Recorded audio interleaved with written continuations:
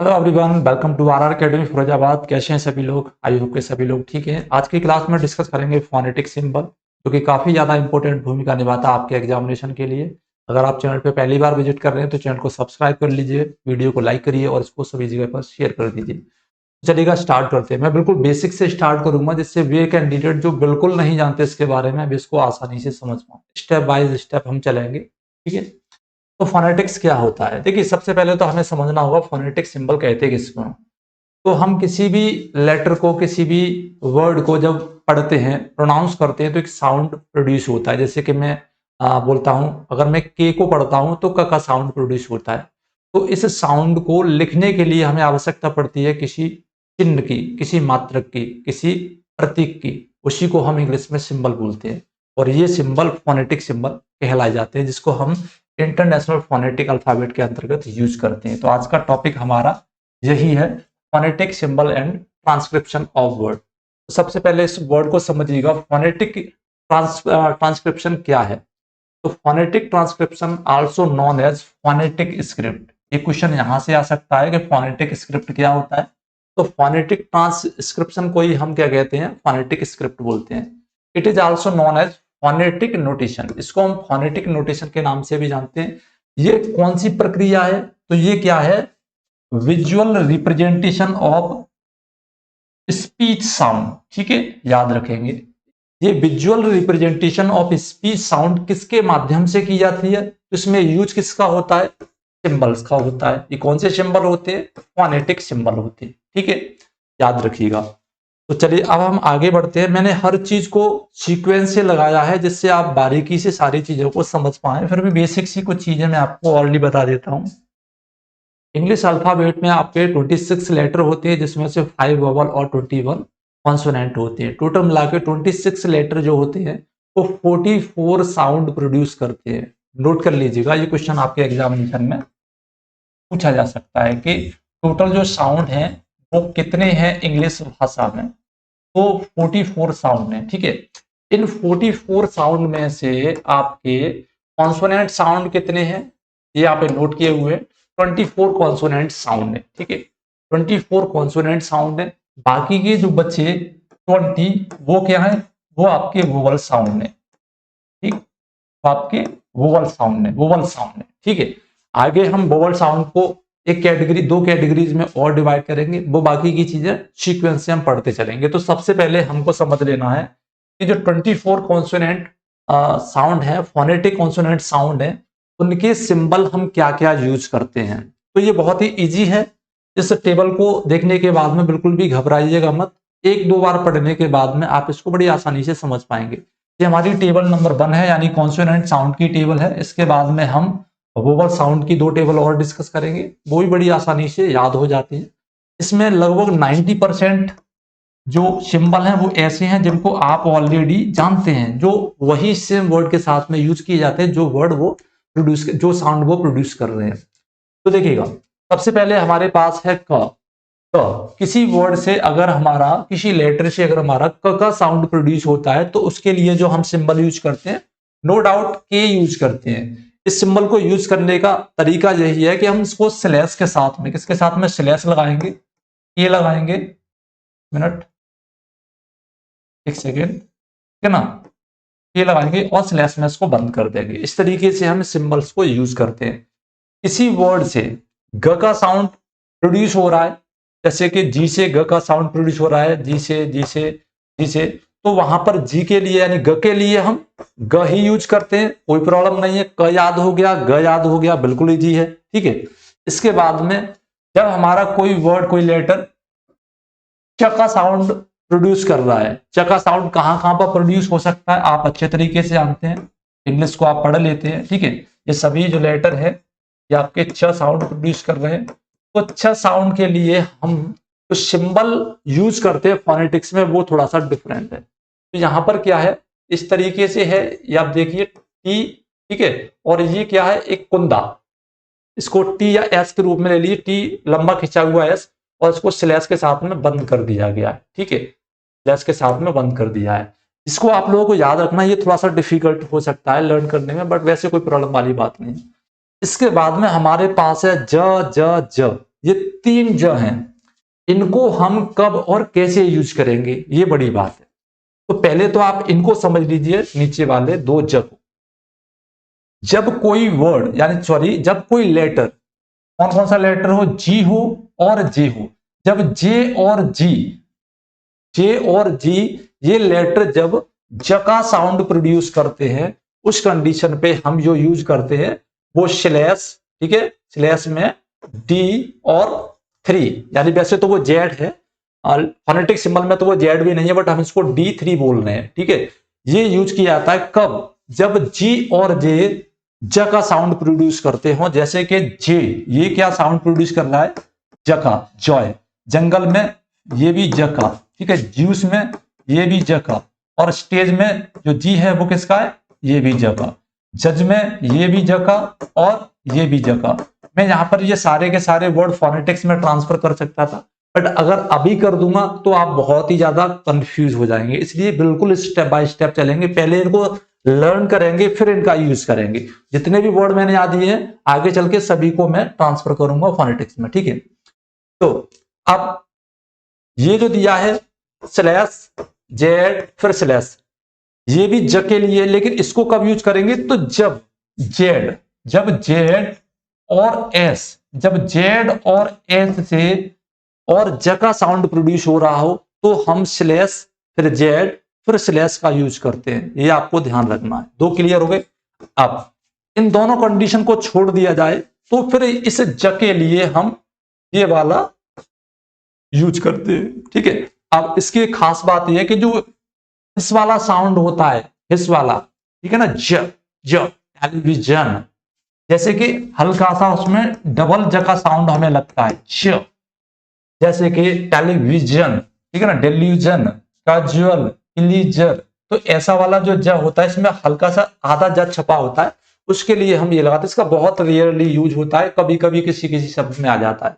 तो इन 2 को याद कर लेंगे, इन 2 में अगर वो फिट नहीं हो रहा है मतलब वो ये वाला है। बेसिकली इस तरीके का फॉर्मेशन होता है, television, delusion, casual, pleaser, etc. तो ये हमारे याद हो गए 2, और ये हमारा इसके एक्सेप्ट में हो गया।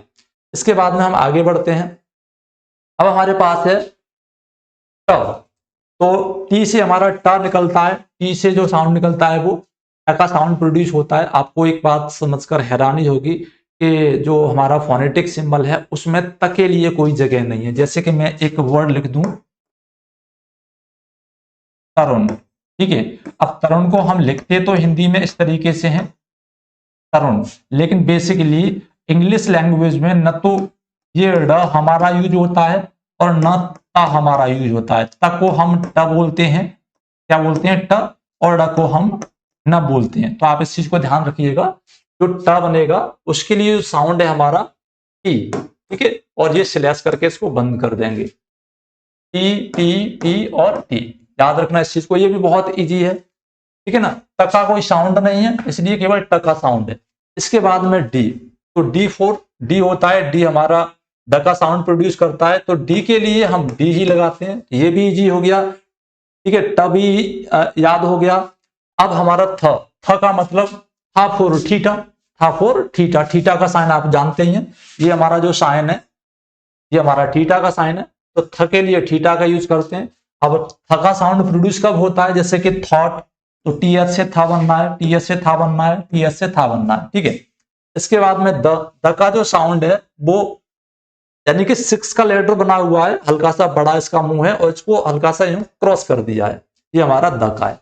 अब टी एच से द का साउंड प्रोड्यूस हो रहा है, टी एच से, ठीक है, यहाँ पे टी एच से और यहाँ पे, तो द का साउंड प्रोड्यूस कर रहा है तो ये वाला सिंबल बनता है, ठीक। ये बहुत ही इजी है, ज्यादा डिफिकल्टी नहीं हो, बड़ी आसानी से आप इनको 1-2 बार में याद कर लेंगे। इसके बाद में न का साउंड अगर कहीं प्रोड्यूस होता है तो स्लैश और छोटा एन, ठीक है, स्लैश और छोटा एन लगाएंगे और उसको स्लैश में फिर से बंद कर देंगे, ये लगाया और ये, ठीक है। ऐसे ही प के लिए भी बिल्कुल ठीक है, कोई प्रॉब्लम नहीं है। फ के लिए एप लगाएंगे और ब के लिए ब लगाएंगे, बी लगाएंगे, एम का साउंड निकलता है तो एम लगाएंगे। ये थोड़ा सा याद करने वाला है, तो आप इसको याद कैसे करेंगे, जिनका जो साउंड है उनका वही सिंबल है उनको आप एक साइड में लिख लीजिए। मैंने यहाँ पे इनको कंटिन्यूअसली लिख दिया, आप क्या करेंगे इनको अलग अलग कर लीजिए। अब इसका साउंड अलग है, तो ये स्लैश और जे, स्लैश और जे य के लिए य, ठीक है, और यूजुअल और ट्यून और यस्टरडे, ठीक है, इनमें जो बनना आपका ये ज बनेगा। इसके बाद में र का सेम र ही रहेगा, तो इसको भी आप बड़ी आसानी से लर्न कर लेंगे। अब यहां पर देखिए ये कुछ एडिशनल है, इनको आप ध्यान मत दीजिएगा, मैंने लिखे तो हैं समझाने के लिए, बट जब मैं इनको समझाऊंगा तो आप कंफ्यूज हो जाएंगे। तो आपको सिर्फ यही ध्यान रखना है कि ल का साउंड जो प्रोड्यूस होता है उसके लिए हम क्या करते हैं, एल बनाते हैं, इसको स्लैश में बंद कर देते हैं, नहीं तो फिर ये वाला बना देते हैं हल्का सा, इसको बंद कर देते हैं। दोनों ही साउंड हमारे एल के हैं। यहाँ पर ल का साउंड प्रोड्यूस होता है उसके लिए हम ये यूज कर सकते हैं। नेक्स्ट वन, अब 1 2 इनको समझना जरूरी है, ये व कब यूज होता है और ये वाला व कब यूज होता है। तो ऐसा कोई लेटर यानी V4 व भी होता है, यानी कि V का साउंड भी व प्रोड्यूस करता है, W का साउंड भी व प्रोड्यूस करता है, और कभी कभी O भी व प्रोड्यूस करता है, जैसे व, ठीक है, ये हमारा व प्रोड्यूस कर रहा है, ये भी हमारा व प्रोड्यूस कर रहा है, और 1 में ये हमारा व, ये भी हमारा व प्रोड्यूस कर रहा है, और ये भी हमारा व प्रोड्यूस कर रहा है। तो कब हम W लगाएंगे स्लैश के अंदर, ठीक है, और कब हम V लगाएंगे, तो ध्यान दीजिएगा, जब V से व का साउंड प्रोड्यूस हो, केवल V से, सिर्फ V से, ध्यान दीजिएगा, सिर्फ V से हमारा व का साउंड प्रोड्यूस हो तब हम V लगाएंगे। बाकी किसी भी तरीके से हमारा व का साउंड प्रोड्यूस हो रहा है तो हम W लगाएंगे स्लैश लगा के। ये हमारा इसका कंसेप्ट है। इसके बाद में श, तो देखिए श का साउंड जिसमें निकलता है, अब आप अच्छे तरीके से पढ़ लेते हैं अंग्रेजी में कि श कब बनता है, श, ठीक है ना, श 66 कोण या श ऐसा वाला, तो ये वाला जो साउंड निकलता है तो उस कंडीशन पे हम ये लगाते हैं साउंड,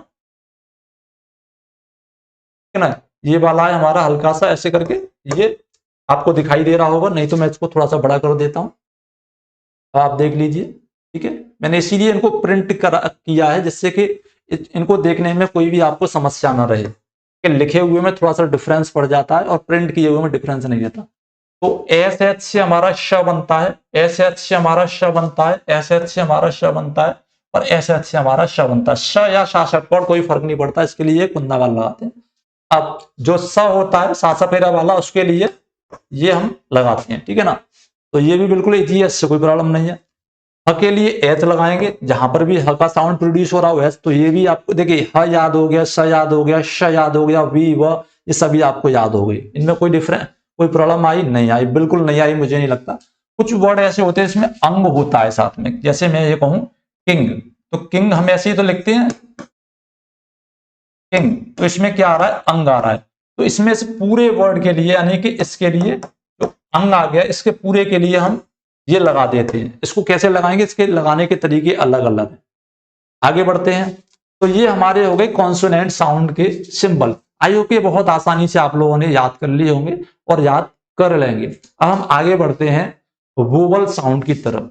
तो vowel sound you know very well कितने होते हैं, 20 होते हैं, और 20 वोवल साउंड को हम डिवाइड करते हैं 2 टाइप में, ठीक है। पहला जो टाइप होता है हमारा वो कौन सा होता है, मोनोथॉन्ग्स होते हैं, ठीक है। तो मोनोथॉन्ग्स को हम फिर से डिवाइड करेंगे 2 पार्ट्स में, तो वो हम आगे चलते पहले। तो मोनोथॉन्ग्स आर 12, ये कितने होते हैं, 12 होते हैं, एंड इनको हम प्योर वोवल्स के नाम से भी जानते हैं, ठीक, और इनको हम सिंगल वोवल के नाम से भी जानते हैं। आप इसको ध्यान दीजिए, क्यों, क्योंकि ये एक ही साउंड प्रोड्यूस करते हैं। So monophthongs are further divided into long vowels। अब monophthongs में 5 तो लॉन्ग वोवल्स होते हैं जिनको देर में बोलते हैं, ठीक है, और 7 ऐसे होते हैं जिनको बहुत जल्दी बोल देते हैं, छोटे बड़े स्वर होते हैं ना उसमें से। तो शॉर्ट वोवल 7 होते हैं और लॉन्ग वोवल 5 होते हैं। मैंने दोनों के सामने लिख दिया है शॉर्ट कौन सा वाला है, लॉन्ग कौन सा वाला है, और किसके लिए हम क्या यूज करेंगे। यहां पर थोड़ी सी आपको समस्या हो सकती है, बट कोई समस्या वाली बात नहीं, आप ध्यान से देखते रहिएगा। इसको कहते हैं कट साउंड। ये जो दिया है ऊपर ए जैसा, जिसमें ए का पेट नहीं चिरा हुआ है, इसको हम कट साउंड बोलते हैं। ये छोटे अ का जो साउंड प्रोड्यूस होता है उसके लिए यूज करते हैं। ये भी छोटे अ का साउंड प्रोड्यूस होता है उसके लिए, और ये भी छोटे अ के लिए। तो भाई किस कंडीशन में हम यूज करेंगे ये वाला और ये वाला, ठीक है। तो समझ लीजिएगा, जब कहीं पर भी स्टेट वे में बहुत जल्दी फटाफट जल्दी से अ का साउंड आ जाए, सट कट पट नट हट, ये जितने में भी हमारा बहुत जल्दी शॉर्ट वे में हमारा अ का साउंड आ रहा है, वहां पर तो हम लगा देंगे कट साउंड, ठीक है। इसके बाद में अब हमारे पास है इस तरीके से ये ई जो है उल्टी बनी हुई है, ठीक है ना। थोड़ा सा चलिए मैं यहां लिख देता हूं, ऐसे करके बनी हुई है, ठीक है, ऐसे करके इस तरीके से बनी हुई है। मैं इसको बड़ा कर दूं जिससे आपको दिखाई दे जाए, क्योंकि देखना आप लोगों के लिए जरूरी है, नहीं तो आप कंफ्यूज हो जाएंगे, है ना। चलिए देखिए, इस तरीके से बनी हुई आयोग को आपको दिखाई दे रही होगी, ठीक। तो अब इसका यूज किस तरीके से करना है वो आप समझ लीजिए, नहीं तो आप अवाला ही यूज करते रहेंगे, ठीक है। इसका यूज किस तरीके से करना है, इसका एक तरीका है, जब किसी वर्ड में एज अ प्रीफिक्स हमारा ए आ जाए, समझ लीजिए, जब किसी वर्ड में एज अ प्रीफिक्स मतलब पहले, सबसे पहले हमारा ए आ जाए, उस कंडीशन पे जो हम अ लगाएंगे वो इस तरीके से ये वाला लगाएंगे, ठीक है, ये वाला लगाएंगे ऐसे करके। अच्छा, दूसरी चीज ये है कि हमारे इंग्लिश लैंग्वेज में कहीं पर भी हम जो र होता है, किसी वर्ड के पीछे अगर र आ जाता है तो उसको हम प्रोनाउंस नहीं करते, उसको हम छोड़ देते हैं। लेकिन जनरली जब हम बोलते हैं तो ऐसा नहीं करते, बट जब आप इसको पढ़ेंगे तो यहां पर आपको र को छोड़ देना है। तो इस र को पीछे वाले को छोड़ने के बाद में एक ए का साउंड क्रिएट होता है, तो इसकी जगह पे इसको र को नहीं लिखेंगे हम, केवल इसकी जगह पे ये लिख देंगे, ठीक है ना। अच्छा, इसको कैसे लिखेंगे वो मैं जब इसके ट्रांसफर कराऊंगा, इसको बदलूंगा तब आपको बताऊंगा, अभी कराऊंगा तो आप कंफ्यूज हो जाएंगे, ठीक है, समझ लीजिए। तो हमारे पास क्या कंडीशन होगी, या तो प्रीफिक्स हो तो हम ये वाला अ का साउंड लगाते हैं, या फिर किसी लेटर के किसी वर्ड के पीछे आ रहा है, बस इतना समझिए, किसी वर्ड के पीछे आ रहा है तो हम उसके बाद में ये अ का साउंड निकलता है वो अ लगा देते हैं। इसके बाद में ये वाला अ कब लगाते हैं, ये तीन और ये विसर्ग ये कब लगाते हैं, तो जब हमारे पास बीच में ए आर हो, ठीक है ना, और क्या हो या बीच में आर आ रहा हो तो उसको हम छोड़ देते हैं, यू आर हो, आई आर हो, डब्ल्यू आर हो, ठीक है, W R I R A R, ये हमारे अगर किसी वर्ड के बीच में आ रहे हैं, W R you are I R, तो उस कंडीशन पे एक साउंड प्रोड्यूस होता है अ का, उस अ के साउंड के लिए हम ये वाला सिंबल यूज करते हैं, री और ये विसर्ग, ठीक है, इसको आप याद रखिएगा। 2-3 बार आप इसको पढ़ लेंगे तो बड़ी आसानी से याद हो जाएगा, बिल्कुल भी कंफ्यूजन नहीं होगी आपको, ठीक। इसके बाद में अब हमारे पास है आ, ये तो लॉन्ग है तो आपको पता है, कब, जब हमारे बड़े आ का साउंड प्रोड्यूस हो रहा है, जैसे फादर, ठीक है, तो इसमें क्या निकल रहा है, प प्लस आ का साउंड निकल रहा है, तो इस कंडीशन पे हम ए विसर्ग और इसके साथ में स्लैश ये लगाएंगे, ठीक है। इसके बाद में छोटी ई की मात्रा कहीं पे निकल रही है तो उसके लिए हम स्लैश, उसके बीच में छोटी आई और उसके बाद में स्लैश, तो ये भी बहुत इजी है, ये भी आपको याद हो जाएगा। अगर कहीं पे बड़ी ई की मात्रा निकल रही है शीट, अब इसमें क्या निकल रहा है, स धन बड़ी ई की मात्रा धन टी, तो ये हमारा क्या हो गया, आई, फिर उसके बाद में विसर्ग और उसके बाद में स्लैश, ठीक। इसके बाद में नेक्स्ट आगे बढ़ते हैं, आगे हमारे पास यू, वैसे तो ये यू जैसी शक्ल का है लेकिन इसका फॉर्मेशन है वो अलग तरीके से, आप लोगों को शायद दिख रहा हो, तो कभी कभी एग्जाम में यू बना दिया जाता है और आप उसको गलत कर देते, तो ये वाला जो सिंबल है इसको आप लोग याद रखिएगा, ये सिंबल है छोटे यू के लिए, इसीलिए मैंने इसको प्रिंट किया जिससे आप बिल्कुल इसको अच्छे तरीके से नोटिस कर लें। तो जहां कहीं भी हमारा छोटा ऊ का साउंड प्रोड्यूस होता है वहां पर हम क्या करते हैं, ये वाला सिंबल यूज करते हैं। जहां कहीं पे बड़े ऊ की मात्रा का यानी कि साउंड क्रिएट हो रहा है, जैसे पोल, तो यहाँ पे ऊ आ रहा है, पूल, तो यहाँ पर ऊ आ रहा है, तो यहाँ पर क्या करते हैं, देखिए यहाँ पर ये सिंबल लगाया था तो जो यू जैसा था, लेकिन यहाँ पर जो यू है छोटी यानी स्मॉल ABCD में, और ये करके ऐसे करके इसका सिंबल है, ठीक। इसके बाद में बढ़ते हैं आगे, अब हमारी है छोटी ए का साउंड प्रोड्यूस होता है।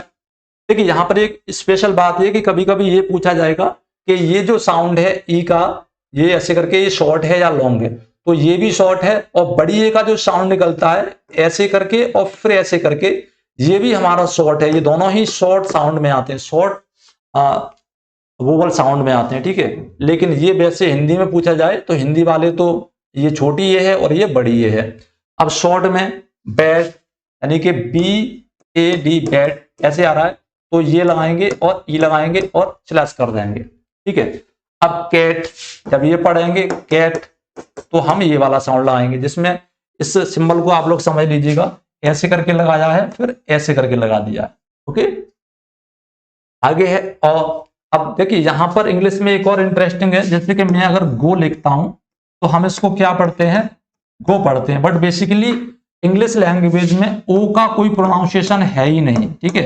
ओ का कोई प्रोनाउंसिएशन नहीं है, इसको आओ पढ़ते हैं, मतलब इसको क्या पढ़ेंगे, गो पढ़ेंगे। अब उसके लिए हमारा जो साउंड होगा वो किसका निकलेगा, ओ का निकलेगा, ये वाला ओ।